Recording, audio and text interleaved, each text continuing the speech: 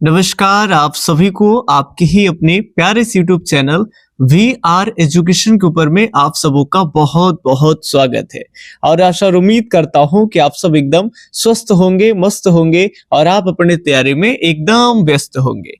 तो चलिए, पिछले वीडियो क्लास में हमने क्लास 12th हिस्ट्री का जो आपका भाग 3 वाला जो बुक है उसके पहले चैप्टर, जिस चैप्टर का नाम है उपनिवेशवाद और देहात, जो कि एग्जाम के दृष्टि से ये चैप्टर काफी आपका इंपॉर्टेंट है। और ये फर्स्ट चैप्टर भाग 3 का जो है वो आपका शुरू कर दिए गए हैं। हालांकि 15 प्रश्न हम लोग कम से कम दिखने वाले थे, लेकिन पिछले वीडियो में 10 ही क्वेश्चन हुआ, तो आपको अब घबराना नहीं है। आज के वीडियो सीरीज में जरूर 15 प्रश्न हम लोग फटाफट से देखेंगे। तो आइए सीधे की सीधे बोर्ड में छपने वाले वो प्रश्न मॉडर्न हिस्ट्री के कौन से हो सकते हैं, फटाफट से 15 देखें। 11 नंबर प्रश्न है, आराम से गौर फरमाएंगे जनाब। बंगाल और बिहार में अस्थायी बंदोबस्त शुरू करने का श्रेय किसे दिया जाता है? बंगाल और बिहार वाला जो इलाका है वहां पे अस्थायी बंदोबस्त यानी परमानेंट सेटलमेंट अंग्रेजों की एक नीति थी। ये कौन सेटल किया है भाई? लॉर्ड कॉर्नवालिस, लॉर्ड वेलेस्ली या फिर लॉर्ड रिपन या फिर लॉर्ड कर्जन द्वारा। फटाफट से एक ऑप्शन आप चूज करिए। बाकी सही जवाब की बात कर लेंगे तो यदि आप ए उत्तर चूज किए हैं तो बिल्कुल सही है। 1793, ये डेट याद रखना है आपको। 1793 में अस्थायी बंदोबस्त की नीति जो है वो लॉर्ड कॉर्नवालिस के द्वारा लाई जाती है।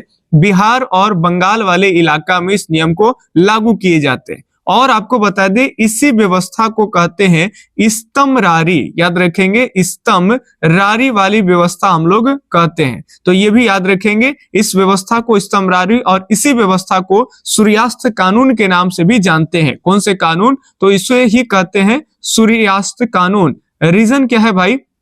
चूंकि मान लेते हैं कि ये ईस्ट इंडिया कंपनी वाले हैं और ये आम छोटे छोटे रैयत यानी किसान वाले हैं, तो बीच में जमींदार बाबू होते हैं। जमींदार बाबू को यहाँ से अपने अधिकारी अमला को भेज करके लगान यहाँ से वसूल करवाना होता था ग्रामीण गांव के किसानों से, और ये वसूल करके कंपनी में लगान देते यानी ईस्ट इंडिया कंपनी को।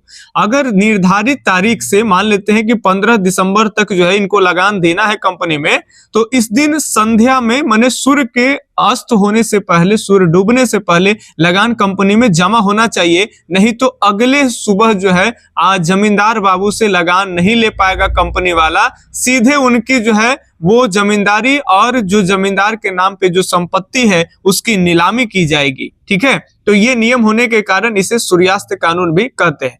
तो चलिए, बाखूबी ढंग से आप चैप्टर को भी आप समझते चलेंगे ऑब्जेक्टिव के माध्यम से। ये रहा आज का सेकंड नंबर का प्रश्न, ये पूरे चैप्टर के 12वें नंबर प्रश्न। कलकत्ता में सर्वोच्च न्यायालय की स्थापना कब की गई थी? फटाफट से बताएंगे कि कोलकाता के अंदर में सर्वोच्च न्यायालय की स्थापना कब की गई? 1785 ईस्वी में, 1773, 1771, 1757।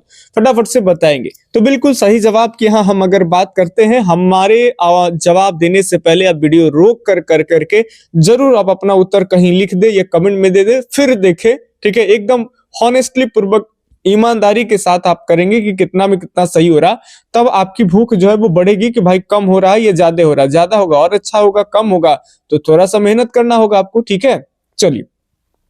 तो सर्वोच्च न्यायालय की स्थापना ऑप्शन को मद्देनजर रखते हुए 1773 हो जाएगा, क्योंकि 1773 में रेगुलेटिंग एक्ट आता है और उसके बाद 1774 ईस्वी में जो है कोलकाता के अंदर में सर्वोच्च न्यायालय की स्थापना की जाती है। लेकिन अब 74 है ही नहीं, तो आप इस हिसाब से 12th में 4 ही ऑप्शन होते हैं, तो आप यहाँ पे बी ऑप्शन जो है ऐसे कंडीशन में चूज कर सकते हैं। ठीक है, और यदि इनमें से कोई नहीं होता तो आप वो चूज कर सकते हैं। चलिए, अगले प्रश्न के ऊपर में देखेंगे, और अगले प्रश्न बहुत ही बढ़िया प्रश्न है। अगर पहले समझ पाएंगे तो जरूर इसको बनाएंगे आप।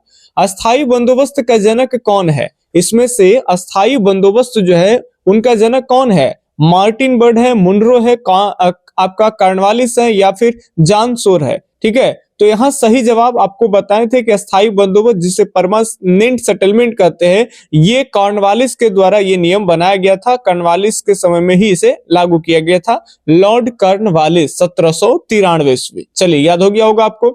अगले प्रश्न के ऊपर में बात कर लेंगे। ये रहा आपके सामने अगले प्रश्न। अब उम्मीद करते हैं कि जो लोग कुछ भी नहीं जान रहे होंगे, अगर शुरुआती का थोड़ा देर आप बने थे तो ये प्रश्न को आराम से बना पाएंगे।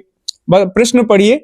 अस्थाई बंदोबस्त अथवा स्तंभरारी बंदोबस्त कब लागू की गई? 1790, 1793, 1792 या फिर 1805?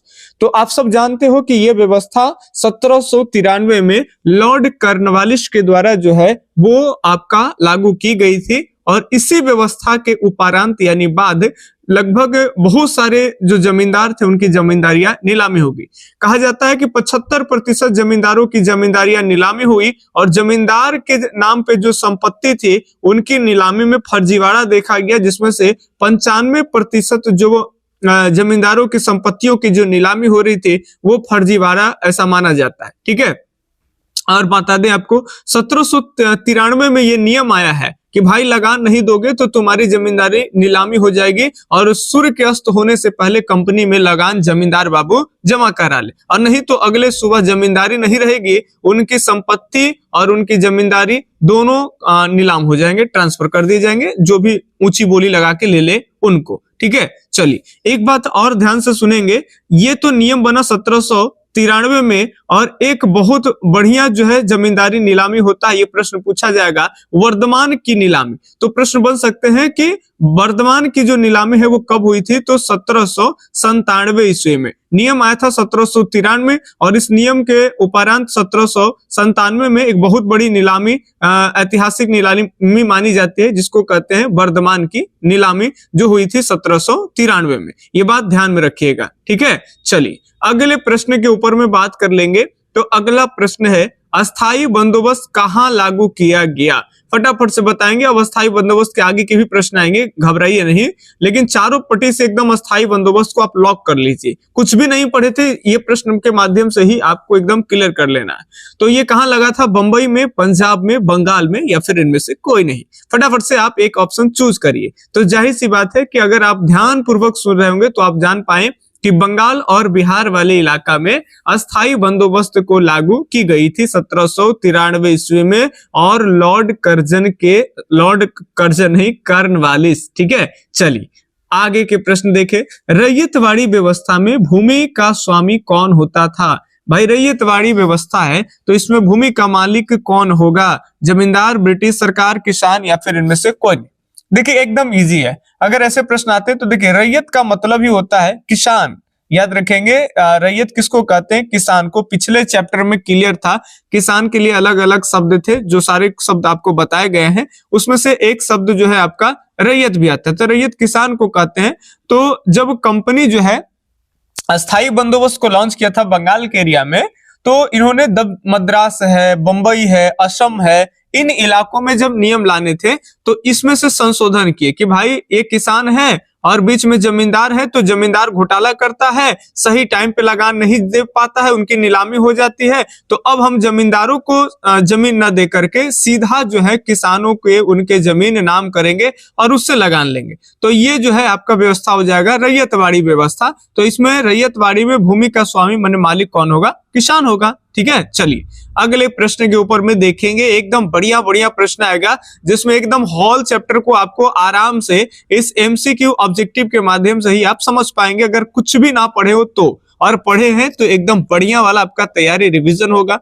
चलिए बताइए, रैयतवाड़ी बंदोबस्त औपनिवेशिक भारत के कितने प्रतिशत भाग पर लागू की गई? फटाफट से बताने हैं। 15%, 51%, 30% या फिर आपके 50%? तो रैयतवाड़ी वाली जो व्यवस्था था ना सर, ये जो है आपका अंग्रेजों के कुल कब्जे वाले जमीनों में से जो है वो आपके कितने परसेंट वाले जमीन पे लागू की गई थी? तो ये पूरे बंगाल वाले इलाका में नहीं लागू की गई, बिहार में नहीं लागू की गई, क्योंकि इधर अस्थाई बंदोबस्त है, पहले आपको बता रहे। तो ये लागू हुआ जाकर के बंबई, उस समय जो कि गुजरात और आपका महाराष्ट्र का एरिया है, तो इधर बंबई वाला इलाका में लगा। इसके अलावे मद्रास का जो इलाका दक्षिण में था उधर, और इधर असम के क्षेत्र में। तो ये कुल कब्जे के जमीन में ये देखा जाता है कि 51% जो है वो क्षेत्रों पे अंग्रेजों ने रैयतवाड़ी व्यवस्था अपनाए थे, जिसमें जमीन डायरेक्ट किसके नाम किए गए थे? तो रैयतों यानी किसानों के नाम। अगले प्रश्न के ऊपर में देख ले, काफी बढ़िया सा खूबसूरत सा प्रश्न है, सभी इंपॉर्टेंट प्रश्न है जो कि बोर्ड परीक्षा के लिहाज से काफी इंपॉर्टेंट है। सीधे के सीधे बोर्ड में ये सब प्रश्न जो है वो छपने वाले। ठीक है, चलिए भारत आने वाले प्रथम यूरोपीय कौन थे? पुर्तगाली थे, ब्रिटिश थे, डच थे या फिर फ्रांसीसी थे? तो सबसे पहले भारत में अगर कोई यूरोपीय कंपनी आते हैं तो वो होते हैं पुर्तगाली। 1498 याद करिए, वास्को डिगामा एंट्री हो गया भारत में। ठीक है, तो ये आपका ये उत्तर यहाँ पे सही होगा। फटाफट से आज 15 क्वेश्चन जरूर कराएंगे, चाहे कुछ भी हो जाए। ठीक है, तो जल्दी जल्दी प्रश्न को भी देखेंगे। 19 नंबर प्रश्न है, किस रिपोर्ट का संबंध ईस्ट इंडिया कंपनी के क्रियाकलापों से था? 11वीं रिपोर्ट, 21वीं रिपोर्ट, 5वीं रिपोर्ट, इनमें से कोई नहीं। आपको लग रहा है ये कौन रिपोर्ट है भाई? तो देखिए, बंगाल या अलग अलग प्रांतों में भारत में जो कंपनियां शासन यहाँ चला रही थी, तो ब्रिटेन के अंदर में भी बहुत सारे ऐसे कंपनियां थे, जैसे ईस्ट इंडिया कंपनी है, वैसे ब्रिटेन में अलग अलग व्यापार करने वाली कंपनियां हैं।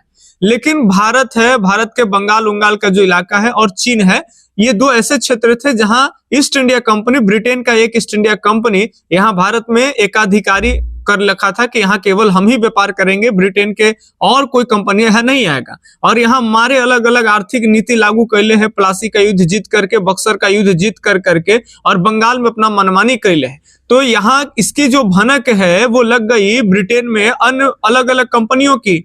तो हम आपको एक बात बताते हैं, जब आप 10 रुपया कमाएंगे तो आपका दुश्मन कोई करोड़पति नहीं होगा, 10 रुपया भी होगा। आप 300 रुपए की दिहाड़ी पर काम करने के लिए अगर जाएंगे ना जिस दिन, तो आपका दुश्मन अंबानी अडानी नहीं होने वाला है। आपका जो दुश्मन है, जो पड़ोस में रहता है, वो भी 300 की दिहाड़ी करता है, वही आपका कंपटीशन करेगा। एक गांव में एक मजदूर अगर कंपटीशन जो है एक गांव के बड़े धनी आदमी से करना शुरू कर दे, तो उसका तो कुछ तो लेवल बढ़ जाएगा ना। लेकिन वैसा नहीं है, उसको अपने पड़ोस से ही दिक्कत है। तो लेवल की बात होती है। तो बंगाल में ये कंपनी तबाही मचेले है, कोई कुछ नहीं कर रहा है, इसका मतलब ऐसा नहीं है कि उसका कोई ऊपर उसके ऊपर कोई नहीं है भाई। तो ब्रिटेन के अंदर जो अन्य कंपनियां हैं, जैसे ही भारत के अंदर जो ईस्ट इंडिया कंपनी मनमानी कर रही थी, तो उसका जो है कंप्लेन हो गया ब्रिटेन के संसद में, महाराज जी के पास कंप्लेन चल गया ब्रिटेन में। भाई वहां कहा गया कि ये ईस्ट इंडिया कंपनी जो है वो भारत में जा करके ये कह रही है कि हम व्यापार करें, व्यापार नहीं, वहां हुकूमत करके बैठ चुकी है, वहां शासन व्यवस्था चला रही है। ये ईस्ट इंडिया कंपनी यानी BEIC जो है, ब्रिटिश ईस्ट इंडिया कंपनी, ये यहाँ पे प्रशासन नहीं, ये कुप्रशासन का जाल बिछेड़ रखा है। ठीक है, इस पे कई आरोप ब्रिटेन के अंदर अन्य कंपनियां वाले लोग ही लगा दिए। तो ब्रिटेन में मुकदमा होने लगा कि भाई अगर ऐसा है तो आप एक रिपोर्ट तैयार करिए कि आप भारत में क्या कर रहे हैं, कैसे कैसे लेन देन हिसाब किताब रख रहे हैं, आप क्या कर रहे हैं क्या नहीं कर रहे, सभी क्रियाकलापों का जो है आप ब्यौरा हमें दीजिए। तब ईस्ट इंडिया कंपनी की तरफ से जो है एक रिपोर्ट को ब्रिटेन की संसद में 1813 ईस्वी में पेश किया गया था, और इसी रिपोर्ट को कहते हैं 5वीं रिपोर्ट। याद रखेंगे, इसमें भारत में जितने भी वो जमींदारों से लगान लेता कि कहीं रैयतों के नाम करता, रैयत कैसे जो है से एक किसान कैसे लगान को देने में कोताही करता था, और जमींदार बाबू कैसे घोटाला करते थे, कैसे अपनी संपत्तियों को फर्जीवाड़ा में पत्नी के नाम, माता के नाम कर देते थे ताकि उन संपत्तियों का नीलामी न हो जाए। तो जितने भी, चूंकि ईस्ट इंडिया कंपनी चाहता था कि हम एकदम दूध के धोया रहे, तो यहाँ जो जमींदार और किसान का जो गड़बड़ी था, ज्यादातर वही यहाँ दिखा दिया गया। ठीक है, तो अब यहाँ से सवाल कैसे आएगा? इतनी बात सुनने के बाद आपको फायदा क्या है? फायदा यह है कि आपसे कहा जाएगा कि 5वीं रिपोर्ट कब पेश की गई, तो 1813 ईस्वी में। ठीक है, इसके लिए एक समिति भी आई थी जिसको कहते हैं प्रवर समिति। इस समिति जांच भी किया गया था कि वाकई में ये रिपोर्ट कंपनी के द्वारा दिया गया है, ये ठीक है कि गलत है। तो 2-3 चीजें, एक तो ब्रिटेन के संसद में 1813 में ये पेश किया गया। ठीक है, इसके रिपोर्ट को कहते हैं कौन सा रिपोर्ट, तो 5वीं रिपोर्ट। इसमें ईस्ट इंडिया कंपनी के क्रियाकलापों का ये रिपोर्ट क्या है, वर्णन है। अगर प्रश्न आ जाए कि 5वीं रिपोर्ट से आप क्या समझते हैं, तो कहेंगे कि भारत में ईस्ट इंडिया कंपनी के द्वारा किए गए क्रियाकलापों का ब्यौरा है 5वीं रिपोर्ट, जो ब्रिटेन के संसद में 1813 में पेश की गई।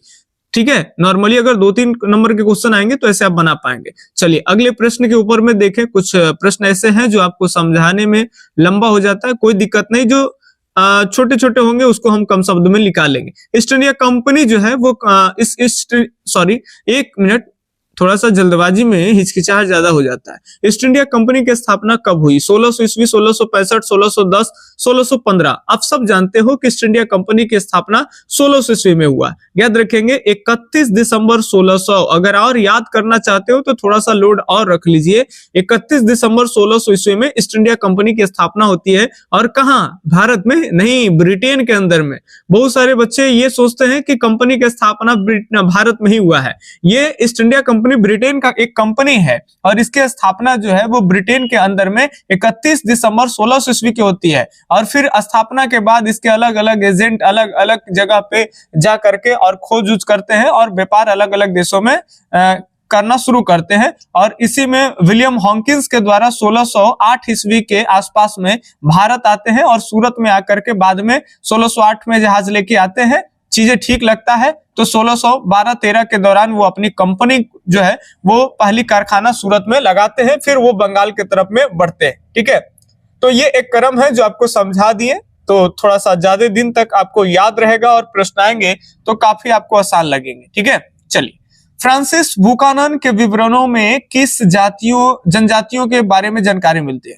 फ्रांसिस बुकानन के बारे में उनका जो विवरण है कि बंगाल में आए थे, चूंकि ये वो आदमी है, और आपको बता दें ये वही आदमी है कि जो बंगाल के इलाका में जो फॉरेस्ट वाला जंगल जो इलाका था, तो उन फॉरेस्ट में ये प्रभारी के तौर पे इनको बनाया गया था। हालांकि ये ब्रिटेन में एक चिकित्सक हुआ करते थे, भारत में आए थे, सर्वेक्षक के रूप में काम करते थे। और बंगाल के अंदर में अलीगढ़ चिड़ियाघर याद रखेंगे, अलीगढ़ चिड़ियाघर जो है वो फ्रांसिस बुकानन के द्वारा ही उसकी स्थापना कराई गई है, तो ये ध्यान रखेंगे। और ये बंगाल में आकर के राजमहल की पहाड़ियों का सर्वे किए थे, तो वहां पे एक जनजाति का इन्होंने अपने विवरणों में उल्लेख करते हैं। वो जनजाति कौन?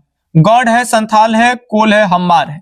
अगर इतनी बातें हमारी सुन पाए होंगे तो अब आप निष्कर्ष निकाल गए होंगे कि राजमहल की वो भयावह पहाड़ियों में कौन रहते थे? तो पहले पहाड़ी लोग रहते थे, पहाड़ी लोग। और बाद में अंग्रेज बड़ा चालाक निकला, इन अंग्रेज को पहाड़ी लोग अपने जंगल में सटने नहीं देता था।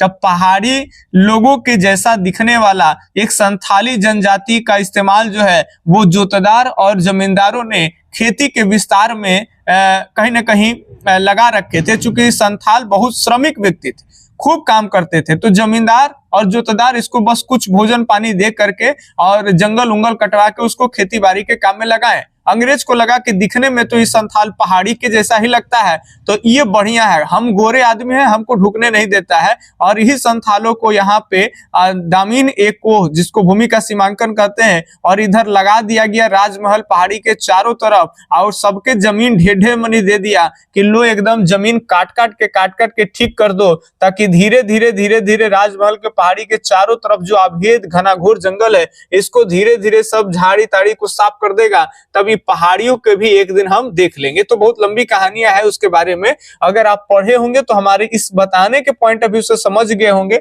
पूरी कहानी आपके जहन में एक बार याद आ गया होगा। और नहीं पढ़े होंगे तो थोड़ा सा और आपके बेस के रूप में काम आने वाला है। तो फ्रांसिस बुकानन के विवरण में संथाल जनजातियों का विवरण मिलता है, और संथाल विद्रोह भी होता है। यही जो सबको जमीन दे दिया जाएगा, पहले राजमहल पहाड़ी के किनारे किनारे जमीन दे देगा अंग्रेज, और फिर कहेगा जब ये खेती लायक बना देगा पूरे पहाड़ी पेड़ पौधे को काट करके, तो अंग्रेज कहेगा कि अब लगान भी लाइए, तो बाद में इससे लगान वसूलने लगेगा। तब पहाड़ी लोग विवश हो जाएंगे और संथाली विवश हो जाएंगे, और संथाली लोग फाइनली विद्रोह करेंगे, और उसको कहते हैं संथाल विद्रोह, जिसमें सिद्धू मांझी और कानू मांझी जी आएंगे। और ये बात 1855 और 56 की है, बस एक साल पहले 1857 की क्रांति से। तो चलिए 25 नंबर तक के क्वेश्चन तक जाने हैं, इसीलिए, और वीडियो का लेंथ भी ना बड़ा हो जाए, ठीक है। और बहुत सारे ऐसे बच्चे हैं जो वीडियो ओपन ही करते हैं टाइम देख करके, कि ज्यादा लंबा है तो छोड़ो बाद में देखेंगे या ना देखेंगे, और छोटे वीडियो आराम से देख लेते हैं। चलिए, सबकी मनसा पूरा हो। और प्रश्न देखिए यहाँ पे, वारेन हेस्टिंगस ने द्वैध शासन प्रणाली को समाप्त किए, बताएंगे। वारेन हेस्टिंगस जी के द्वारा द्वैध शासन प्रणाली को कब समाप्त किया गया? 1773, 1772, 1774, 1775। बिल्कुल सही उत्तर हो जाएगा 1772। वारेन हेस्टिंग्स बंगाल के एरिया में आए और ये बंगाल के पहले गवर्नर जनरल रहे हैं, याद रखेंगे पहले गवर्नर जनरल कहा जाएगा तो वारेन हेस्टिंग्स। और ये प्रशासनिक सुधार के लिए भी जाने जाते हैं और इन्होंने जो बंगाल में द्वैध शासन व्यवस्था चल रही थी, ठीक है, द्वैध शासन बहुत सारे लोग नहीं समझते तो शॉर्ट में समझिए कि कोई एक सत्ता है उसका संचालन अगर दो हाथों में आ जाए, ठीक है, तो वैसे ही था कि बंगाल में बंगाल के नवाब भी शासन कर रहे थे और ईस्ट इंडिया कंपनी भी बंगाल में शासन कर रहे थे। तो इससे तंग आकर करके दोनों को टैक्स लगान दे दे के तंग आ गए थे यहाँ की जनता और इन्होंने 1769-70 के दौरान खेती करना ही बंद कर दिया और बंगाल की 1/3 आबादी मौत के काल के गाल में चल गए, ठीक है, अकाल के कारण लोग मर गए, अनाज पानी ही खत्म हो गया और ये बहुत खराब व्यवस्था थी। और इसको जब वारेन हेस्टिंग्स जाते हैं तो 1772 में खत्म करते हैं, ठीक है। और लागू कौन किया था, तो लागू किए थे क्लाइव। कौन किए थे? क्लाइव, जो पहले क्लर्क के पद पे आए थे और बाद में षड्यंत्र कर करके अंग्रेजों को पुनः बंगाल में सिराजुद्दौला के टाइम में स्थापित कराए और यही बाद में आए थे क्लर्क के बाद जो है गवर्नर के पद पे बन के। तो पहले गवर्नर क्लाइव है और फिर पहले गवर्नर जनरल कौन हो जाएंगे, तो वारेन हेस्टिंग्स, ठीक है। चलिए अब आपको इतनी सारी जानकारी इसी के साथ जोड़ के दे रहे हैं ताकि आगे अगर आप 12th के हो तो आगे भी बड़े बड़े कॉम्पिटिटिव एग्जाम में आपको सभी चीजें काम आने वाले हैं और 12th के तो बादशाह बना देंगे आपको इतिहास को। तो हमारे लिए भी कुछ तो आप कर दो। क्या करोगे भाई आप? तो हमारे लिए एक लाइक कर दो बस, ठीक है। चलिए अगले प्रश्न, अंग्रेजों ने भारत में पहली फैक्ट्री स्थापित कहाँ की? सूरत में, हुगली में, ठीक है, हुगली नहीं, यहाँ हुगली है, वर्डिंग मिस्टेक है, कलकत्ता या आगरा, ठीक है। आप चूज करिए कहाँ फैक्ट्री लगाया। तब तक के लिए उन बच्चों के लिए जो बच्चे या तो कमजोर है या तो उनके पास बहुत सारे चैप्टर वाइज इंपॉर्टेंट क्वेश्चन के प्रैक्टिस नहीं है तो आप ले सकते हैं। जो बच्चे जानते हैं बोर ना हो, अब तुरंत वीडियो खत्म भी कर लेंगे। बाकी बच्चे के लिए हम बता दें कि अगर आप हिस्ट्री लेते हैं तो 99 रुपया लगेगा 12th क्लास के। यदि आप म्यूजिक लेते हैं तो 99 लगेगा। हिस्ट्री और म्यूजिक छोड़ के बाकी सभी सब्जेक्ट आपको मात्र 51 रुपए की राशि में दी जाती है। यदि सभी एक साथ लेंगे तो 149 रुपए की राशि में आपको सबका चैप्टर वाइज सब्जेक्टिव ऑब्जेक्टिव सब दे देंगे। एक महीना का भी से भी पूरा का पूरा टाइम बचा हुआ है, आप एक महीने में भी तैयारी अच्छे से कर सकते हैं, ठीक है, चैप्टर वाइज कर करके। अगले प्रश्न के ऊपर तब तक हम देखें और ये कैसे आपको मिलेगा। जो नए हैं वो 1 मिनट हमारा नंबर नोट कर सकते हैं, लिखिए 8825 और 376 और 551, ठीक है। ये मेरा कॉल, व्हाट्सएप, फोन पे सारा कुछ यही है, आप इस पे कांटेक्ट कर लेंगे। चलिए तो पहले फैक्ट्री आपको बता दिए थे कि विलियम हॉकिंस जो है वो 1608 ईस्वी में भारत में जहाज लेके आए थे और आगे चल के 1612-13 के दौरान फैक्ट्री लगाए। तो ये सूरत में लगी थी, ठीक है।